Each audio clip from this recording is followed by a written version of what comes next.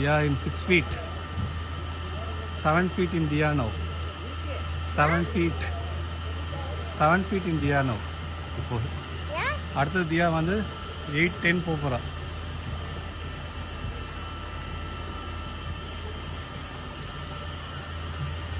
தியா எங்க பாரு. अंशु दिया दिया इंगे पर दिया डैडी पर दिया दिया इंगे पर हेलो